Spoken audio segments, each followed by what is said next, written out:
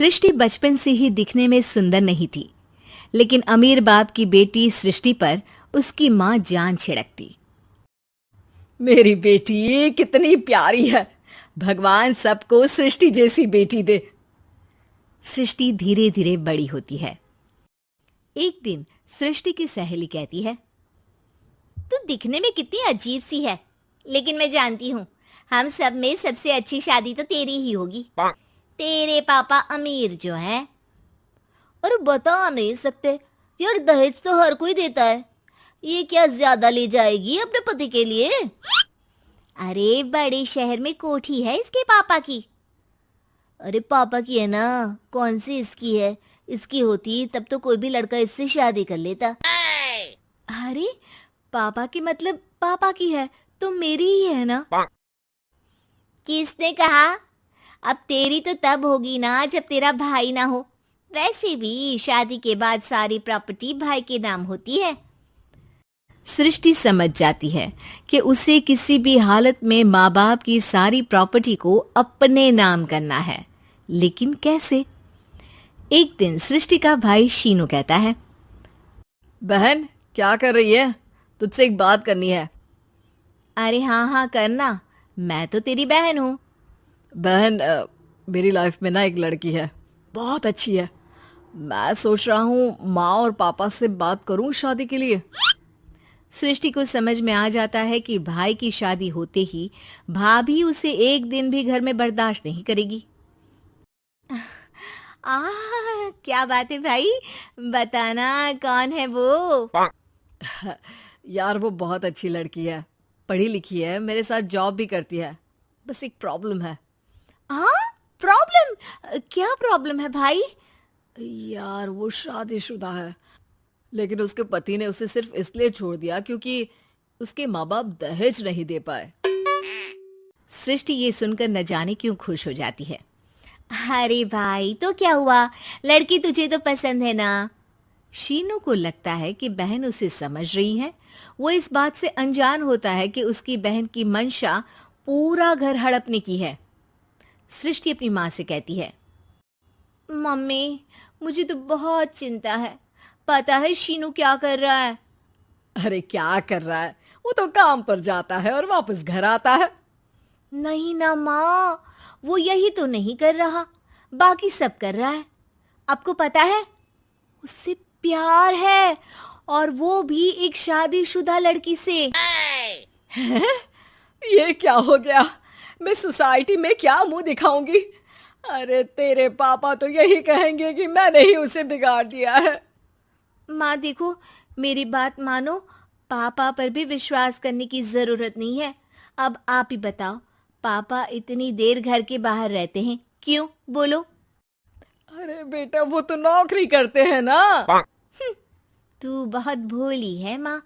पापा का ऑफिस तो 7 बजे खत्म हो जाता है, लेकिन देखो कितनी देर से आते हैं। अरे नहीं नहीं बेटा, ऐसी कोई बात नहीं है। सृष्टि माँ को एक औरत से बात करते पिता की फोटो दिखाती है। देखो माँ कैसे हैं पापा। मैं ना कहती थी कि पापा सही नहीं है। मैं तेरे पापा से बात करूंगी, दे फोटो मुझे। ओ माँ, वो तो डिलीट हो गई। लेकिन चल, तूने तो देख लिया ना। पापा से बाद में बात कर लेना, और हाँ मेरा नाम बिल्कुल मत लेना। हाँ माँ। अब क्या था, सृष्टि के माँ और पिता के बीच झगड़ा होना शुरू हो जाता है। सृष्टि के मन में क्या चल रहा था कोई नहीं जानता था। एक दिन, माँ सृष्टि के लिए एक लड़का देखा है, वो लोग शाम को उसे देखने आने वाले हैं। और हाँ माँ, एक खुशखबरी, मैं और पापा मिलकर एक नया बिजनेस ट्राई कर रहे हैं। शाम को लड़का आता है, सांवले रंग का। सृष्टि को तो बिल्कुल भी पसंद नहीं आता। लड़की की माँ कहती है, लड़की का चेहरा तो कोई खास नहीं, लेकिन अगर मेरे बेटे को आप लोग सेटल कर दें तो मैं उसकी शादी आपकी बेटी से करवा दूं। सृष्टि को लड़का बिल्कुल पसंद नहीं था। उसे भाई पर गुस्सा आ जाता है। लड़के वालों के जाने के बाद कहती है, माँ देखा शीनू मेरे लिए कैसा लड़का लेकर आया, न दिखाने लायक न सुनने लायक, सेटल भी नहीं, वो भी हम करे। अरे माँ, मैं जानती हूँ ये मेरी शादी किसी भी घर में क्यों करवाना चाहता है। अरे कैसी बात कर रही है बहन? तूने तो देखा ना, लड़के को मैंने ही मना कर दिया तुझसे शादी के लिए। जिसने लड़का बताया था उसने उसकी बहुत तारीफ की थी। बात आई गई हो जाती है, लेकिन सृष्टि का मन शांत नहीं होता। क्या करूँ, कुछ समझ में नहीं आ रहा। मेरी शादी हो गई तो ये लोग पूरी प्रॉपर्टी शीनू के नाम कर देंगे। मेरे हाथ तो कुछ लगेगा ही नहीं। तभी सृष्टि को आइडिया आता है। वो किसी वकील को फोन करती है। जी देखिए, अगर आपके मम्मी पापा का तलाक हो जाता है तो आपके पिता की आधी प्रॉपर्टी आपकी माँ के नाम हो जाएगी। फिर उसे वो किसी को भी दे सकती है। सृष्टि अब माँ को बेटे के खिलाफ भरती है। माँ, शीनू पर नजर रखा करो। वो जिस लड़की के प्यार में है ना, वो शादीशुदा है। यहाँ आएगी, सारा पैसा, रुपया, जमीन, जायदाद सब हड़प लेगी। पापा का भी हाल तुमसे छुपा नहीं है। ऐसा ना हो कि मैं और आप एक दिन सड़क पर भीख मांगे। हे भगवान, मैं तो जीते जी मर जाऊंगी अगर ऐसा हो गया तो। ऐसा हो गया नहीं माँ, ऐसा ही होगा। अभी समय है, आगे का सोच लो। मैं तो कहती हूँ पापा से आधी प्रॉपर्टी लेकर अलग हो जाओ। पापा की आधी प्रॉपर्टी भी हम लोगों को अगर मिल जाती है ना, तो अगले 7 जन्म सफल समझो। बेचारी माँ बेटी के कहने पर पति से तलाक लेकर अलग हो जाती है।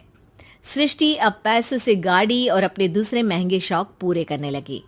उसके दोस्त भी उसके पैसे इस्तेमाल करते। सृष्टि, कल तुम कहाँ थी? मैं सारा दिन घर पर अकेली थी। तो मैं क्या करूं? मैंने ठेका तो नहीं लिया है ना तुम्हें संभालने का। माँ को सृष्टि से ये उम्मीद नहीं थी। वो बैठकर रोने लगती है। वहीं उसका पति यानी कि सृष्टि के पिता आ जाते हैं। मैं जानता था कि तुम्हारा यही हाल होगा, तो आपने मुझे रोका क्यों नहीं? मैं रोकता तो तुम रुकती क्या? सृष्टि के कहने पर तुमने मुझ पर अपने बेटे पर शक किया, लेकिन तुम ये भूल गई कि कैसे हम दोनों ने मिलकर जीवन में इतना सब खड़ा किया। माँ पति के गले लग जाती है।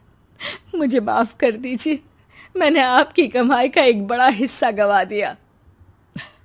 कोई बात नहीं, तुम साथ हो तो मैं ऐसी 7 प्रॉपर्टी खड़ी कर दूंगा। तभी वहां सृष्टि आ जाती है रोते हुए। माँ, मयंक ने मुझे छोड़ दिया। वो बोल रहा था जब तक मेरे पास पैसे थे तब तक ही वो मेरे साथ था।